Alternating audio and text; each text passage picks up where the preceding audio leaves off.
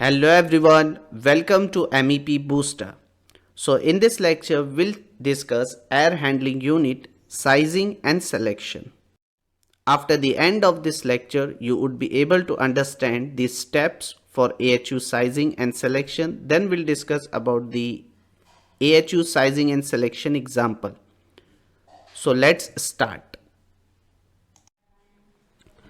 So here, let's see first what is the steps we have to follow for AHU sizing and selection. So in that, the first step is to determine the cooling and heating load. So cooling and heating load, all of you know. Cooling load generally calculated based on heat gain in this space, including sensible and latent heat. Okay, so to calculate the cooling and heating load, generally we have a different software, like with the help of HAP software, with the help of trades software, you can easily calculate the heating and cooling load. We have a manual calculation like E20 method or general method are using. They're using separate concept for heating and cooling load calculation. Okay, so first you have to determine the heating and cooling load. Okay, as I already discussed, the cooling load calculated based on heat gain in this space, including sensible and latent heat. Okay, heating load considered for spaces where heating is needed during certain reason. Okay, now the next step is to do the airflow calculation. Okay, so the airflow rate is calculated based on the space cooling or heating requirement. And to find out the airflow rate CFM value, we have a formula. So here the formula is given for sensible cooling. Airflow rate in CFM cubic feet per minute is equal to sensible heat load in BTU per hour by 1.08 into temperature difference. Now the question is, to find out the airflow rate CFM, why we are using only sensible heat load in formula? So remember, there are several reasons. The reason only sensible heat is considered in the formula for airflow CFM is that the formula is focused on determining the airflow required to change the temperature of this space. Okay, while it directly impacted by sensible heat. Latent heat is which deals with humidity is considered separately in HVAC design when addressing moisture control, and it's not part of the airflow calculation for temperature change.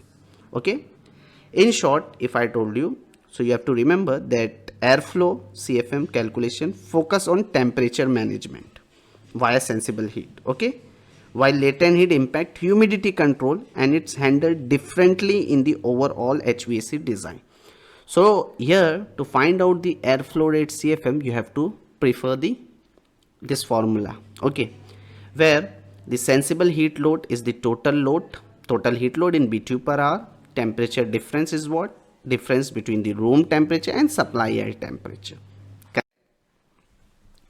Now, the next step is coil sizing, cooling and heating. So the cooling coil is sized based on both sensible and latent heat load. Okay, so this thing you have to remember here. The cooling coil size is based on both, okay, sensible and latent heat load, because it must handle the total cooling requirement of this space, which include not only reducing the air temperature but also removing excess moisture. Okay, so the proper sizing ensure that the system can maintain comfortable environment, indoor temperature and humidity level, critical for thermal comfort and energy efficiency. So here, to find out the cooling or heating coil capacity, the formula is given based on temperature. What is the formula? The cooling coil capacity can be calculated using the following formula. Cooling capacity in BTU per hour is equal to airflow rate in CFM multiplied by density of air in pounds per cubic feet into specific heat of air in BTU per pound degree Fahrenheit into temperature drop in degree Fahrenheit. Okay, so this is the formula to find out the cooling or heating coil capacity based on temperature, correct? So here it is written density of air is generally, all of you know that density of air is what, approx 0.075 pound per cubic feet. Specific heat of air is approximately 0.24 BTU per pound degree Fahrenheit. Temperature drop is what? It is the difference between the inlet and outlet temperature of the air. Okay. Okay, so now here I have already explained you how to find out the cooling or heating coil capacity based on temperature. Now let's see based on enthalpy. So we have a formula, different formula. Cooling capacity in BTU per hour is equal to 4.5 into factor into airflow in CFM delta H in BTU per pound. So where airflow, CFM is the volume of air passing through the coil per minute.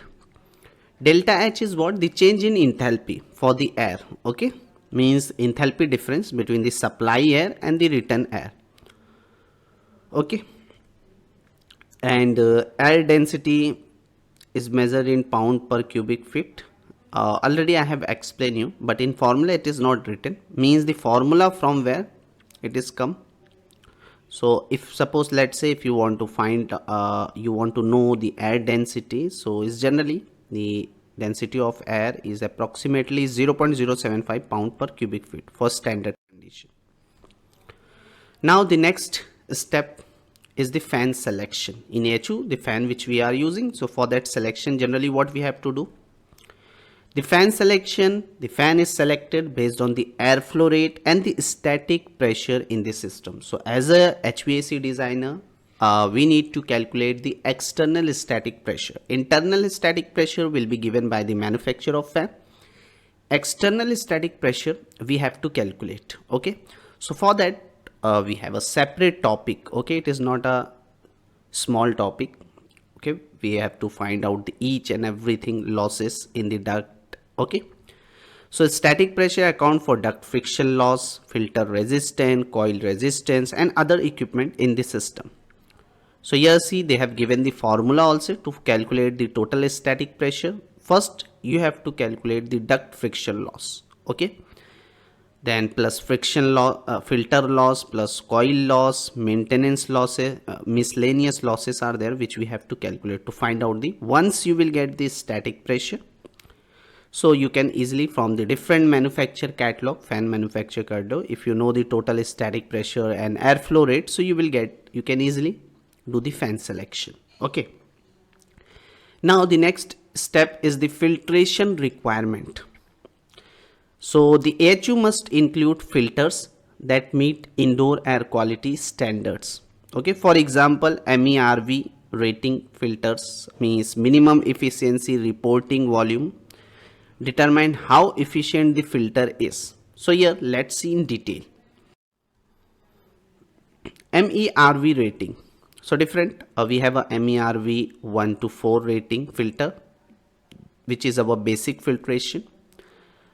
It can capture how much the particle size, suppose let's say in the air which is coming from the room or from the outside from the mixing box.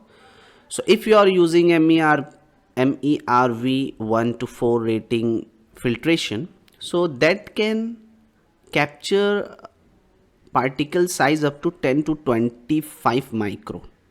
Application is also given generally where we are using this type of filter. Residential furnaces, basic air filters. Okay, particle types, large particles such as dust, lint and pollen. Their effectiveness, these filters offer minimal protection and are typically used in low-cost residential air system. They are not effective in removing smaller particle or allergens. So for that you have to select the different rating filter like MERV 5 to 8. So this MERV rating 5 to 8, it is better filtration. It can capture particle whose size is up to from 3 to 10 microns. See, little bit less than that, na? Generally it is better residential filtration, commercial HVAC system we are using this rating filter. See, particle type, which type of particle they can capture: mold, spore, pet dander, dust mites. Okay, so it provides a more effective filtration than MERV 1 to 4 capturing, because it can capturing a small particle and removing indoor air quality and improving indoor air quality. So this type of filter is suitable for residential and commercial use, where air quality improvement is desired. Okay, we have different rating filter also, like MERV 9 to 12. This is our high efficiency filtration. See the particle size capture, it can capture 1 to 3 micron particles. Application where we can use high efficiency residential system, commercial building, some healthcare environment, we are using this type of filter. See, they can capture smaller allergens like smoke, fine dust and certain bacteria from the air. Okay, so they are commonly used in home with allergies sufferers or in commercial setting requiring better air quality. So in that area we are using. Next, we have a MERV 13 to 16 rating filters, which is superior filtration. It can capture up to 0.3 to 1 micron particles. See, some application is also given here, like hospital, clean room, high efficiency HVAC system. Okay, so these filters are ideal for environment requiring stringent air quality standard. Okay, next we have a MERV 17 to 20 rating filter, HEPA grade filtration. It can capture the particle size is up to 0.3 micron and smaller. If you have a particle whose size is 0.3 micron or less than that, so you have to select the MERV 7 to 20 rating filter. Okay, where we can use specialized clean room, laboratories, operating rooms. In that, which type of particle they can capture? Almost all particle, including viruses, bacteria and fine pollutants. And they are used in environment where the air must be free of contaminant to ensure health and safety. So see, here they have given HEPA filter with MERV. Generally HEPA filter is what? With MERP rating of 70 to 20, which provide the highest level of filtration. Okay, now the question, because why I have shown this different rating filter, because choosing the right MERP rating is better is for our to improve the indoor air quality. So here they have given in short, for most residential application MERV 8 to 12 filter is typically adequate. It provides a good balance between filtration efficiency and airflow. For commercial use, depending on the industrial, commercial building may require MERV 9 to 16 filter. Okay, if it is a specialized application in laboratory, clean room or other environment where air purity is critical, like in hospital environment, we have to prefer the MERV 70-20 filters are used. Okay, hope all of you understood this thing. Now the next step of selection of AHU is humidification and dehumidification. It is optional. Okay, for spaces where humidity control is critical, such as hospital, clean room. So in that condition, humidifier or dehumidifier need to be integrated into the AHU. Humidifier generally adds moisture into the air. Dehumidifier remove the moisture from the air. So it is depend on for which climate condition you are designing. Suppose if it is a in any area, if you are using this filters, so you have to see what is the humidity level of that area. Okay, so based on that only you can decide. Okay, so, because as per ASHRAE we know that inside the room we have to maintain how much relative humidity? 50% for human comfort. So if suppose the humidity level is less than 50%, so on that time we have to add the moisture content in the air, so you have to use the humidifier. And suppose let's say if you are designing for any city where the humidity level is high, more than 50%. So on that time, dehumidifier is needed because we have to remove the moisture content from the air. Next step is the space consideration is also important. Okay, so ensure the selected AHU is fit within the designated mechanical roof or rooftop space, including clearance for maintenance. Okay, now question is clearance how? So here they have given as per, so provide adequate clearance around the AHU for maintenance, service, access and airflow. Now maybe in your mind the question will comes that how much clearance we have to maintain minimum.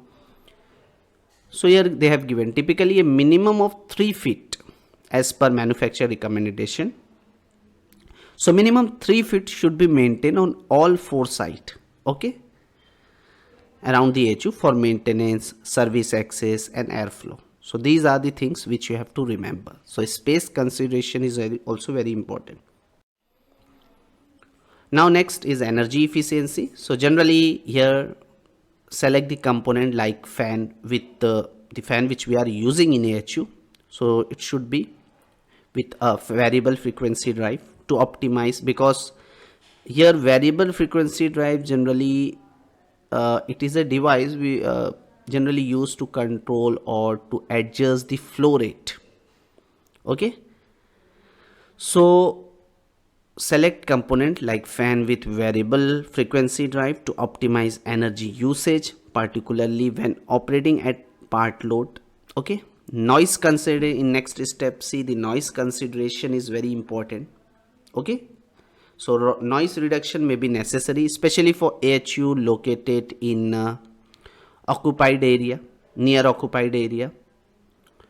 So use low noise fan, sound attenuator otherwise, and vibration isolator to manage sound level. Here you can see how much noise level we have to maintain in different applications. So see the noise criteria rating. The noise criteria rating is commonly used to define acceptable noise level in indoor spaces. Okay, lower noise criteria rating correspond to quieter environment. For example, for library, conference room, residential area, generally the noise which we have to maintain is 25 to 30 decibel. Okay, for commercial spaces you can go up to 35 to 40 maximum decibel. Okay, so the AHU design should aim to meet this noise criteria rating to ensure the comfort of building occupants. If you want to know more detail about the noise criteria for different applications, so follow the ASHRAE guideline to meet acceptable noise level in different types of spaces based on use. Example, school, office, hospital. But in normal condition, if you are designing for commercial space, so generally the noise criteria rating is between 35 to 40. In some cases you can go up to 45 decibel also. For residential area, if you are designing like and libraries also, because in that area we need low noise na, because in libraries generally people are reading. Okay, so in that 25 to 35 decibel noise we have to maintain. Now let's see, here we have discussed each and every step which we have to follow for AHU sizing and selection. Okay, let's see. Now one example I will give you here, so it is very easy for us. Now AHU sizing and selection example. So let's go through an example to understand the AHU sizing process. So building scenario is given here. As I told you, the first step is to calculate the heating or cooling load. So suppose we have done the heat load calculation from the software or with the help of E20 method or Trace 700, different softwares are there for heating and cooling software load calculation. So suppose your building scenario is given, office building with a total cooling load value is 12 lakh, okay, BTU per hour. Okay, near about sorry, not 12 lakh, 1,20,000 BTU per hour. This is our cooling load value When you convert this BTU per hour in ton, so you will get near about 10 ton, because we know that 1 TR is equal to how much BTU per hour? 12,000 BTU per hour. So just divide by 12,000, you will get 10 TR value. Okay, so this is our cooling load value. Next thing, the desired room temperature, means inside the room as per human comfort, as per ASHRAE, how much temperature we have to maintain for human comfort? 75 degree Fahrenheit. Suppose inside the room we have to maintain 70, because near about ASHRAE have given the criteria to how much temperature we have to maintain for human comfort. So human comfort temperature is, all of you know that 76 plus minus 2 degree Fahrenheit. Okay, so suppose we are maintaining 75. Supply air temperature from the HU, the air which we are supplying inside the room, is 55 degree Fahrenheit. Actually remember, to calculate the supply air temperature, we have a separate calculation, okay, based on the load. For that we have a formula, okay, when you are calculating the heating and cooling load with the help of E20 method. So in that we have one step also to calculate the supply air temperature value. Okay, for that we have a formula, so that is a different topic. So that is why actually here I want to show you the sizing, AHU sizing and selection na? So suppose this value is given from the heat load calculation, you have got this all detail. Now here the next point is space required. Suppose 30% outside air for ventilation. For example, they have done the fresh air CFM calculation. Actually we have a separate formula. So 30% outside air, space required 30% outside air for ventilation, okay, and total building area to be served is 10,000 square feet. So for this we have to do the AHU sizing. So what is the first step to calculate the heating and cooling? It is given. Next step to calculate the airflow CFM. So the formula which we have to use to calculate the airflow CFM is what? Tell me fast. Simple. Airflow CFM is equal to sensible heat load by 1.08 temperature difference. Sensible heat load value is given in the question. This is your sensible heat load value, okay. It is not a okay, 1,20,000 BTU per hour. Latent heat load may be some different, because in case of, I have told you, to calculate the airflow CFM we have to consider only the sensible heat load. So the value is given, suppose 1,20,000 BTU per hour. Temperature difference, desired room temperature minus supply air temperature, 75 minus 55, 20 degree Fahrenheit. So when you substitute this value in this formula, you will get 5,556 CFM near about. Okay, make sure use the calculator to see, okay, it is right or not. So whatever in calculation you will get. So in my calculation, suppose 5,556 CFM airflow we have got. Okay, so the HU should handle how much airflow? 5,556 CFM of airflow. Next step to determine the outside air requirement. So as I already discussed, the office building required 30% outside air for ventilation. So 30% of the total air is 1,667 CFM. This is your, the AHU must bring in 1,667 CFM of outside air. Okay. Step 3, cooling coil capacity. How to calculate the cooling coil capacity based on temperature? We have a formula, if you remember, all of you. So to size the cooling coil, we must amount for both sensible and latent heat load. So assume enthalpy difference. Okay, here suppose, let's say you know the enthalpy difference value between supply and return air, 6 BTU per hour. Okay, so based on enthalpy we have a formula, what? 4.5 into airflow into change in enthalpy. So airflow is 5,556. I have substituted the value here. Change in enthalpy value means enthalpy difference value 6 BTU per pound. So you will get 1,49,000. How much? 1,49,022 BTU per hour. Okay, this is your cooling capacity. So therefore the cooling coil must handle 1,49,022 BTU per hour to meet the total cooling demand. Okay, now In step 4 we have to do the fan selection. So for that, as I already told you, you have to do the calculate the static pressure. Airflow requirement already we have calculated. For the fan selection we need airflow and total static pressure.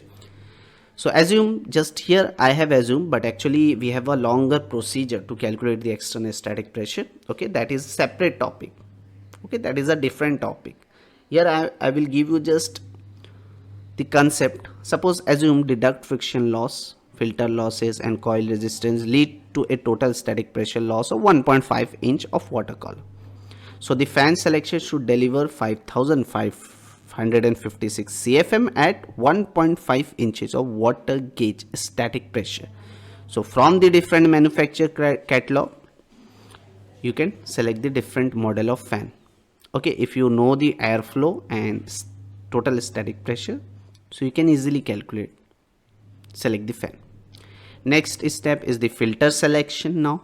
So remember, select a filter with a MERV 13 rating to meet office air quality standard. Actually here they have given, because already in the previous I have discussed that based on for residential which rating filter, MERV rating filter we have to select, for commercial, for specialized application for hospital, or that generally we have to select the MERV 17 to 20 rating filter. Okay, so different type already I have discussed.